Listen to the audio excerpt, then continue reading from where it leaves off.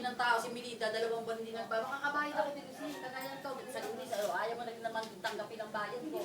O ano.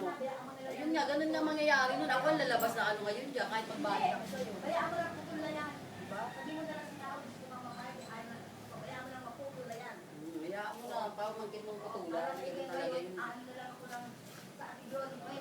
Hinili ko lang sa akin isang ilaw at saka isang... Kaya kong bayaran yan, kaya nagipit lang talaga hindi sa pera. Bayaran yan, pwede sa naman natin sa ganyan ganyan. Kaya lang, ano malabas dyan sa Kemo, ikaw Melinda, 2 buwan ka nung nagbabayad.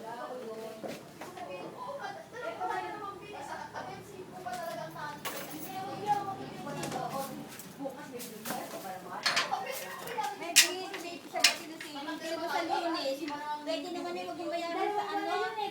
Yung isa lang ang babayaran.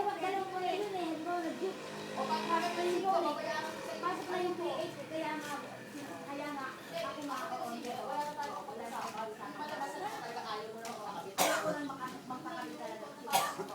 Wala na, para wala ng ano. Ngayon, pinuputang mo, sige, bahala na. Basta hindi ko na ano yan, bayaan mo na yan.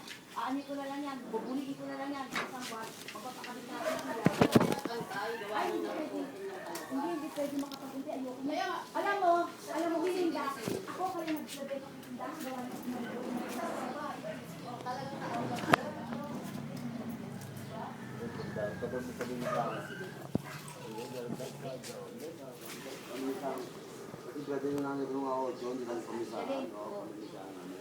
Yan kaya yung malaak. Kaya ibig ko na rin magpaputol para malaman ni Rino na ako pinutulan ng ilaw kasi buwang ba hindi sila bibigay sa akin. Yun na lang yung akin. Ang ano ko, yun na lang ang akin. Ako ang nanay ko, bakit hindi ako nagpapaputol? Hindi ka naman buwang ba nagbibigay sa akin ng ilaw? Ibig ko, halos ko sa mo, pagdating na 15, bibigyan mo ako ng pambayad sa ilaw, hindi pa. No, kung hindi ka bibigay. Pambayad sa ilaw. No, o diba? Isipin mo yun.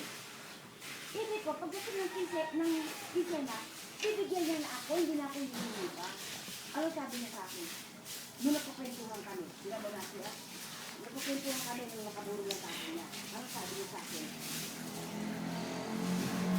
Naman, hindi na niya eh. Sabi ko, sino na niya? Ako raw, akala ko ang nahin.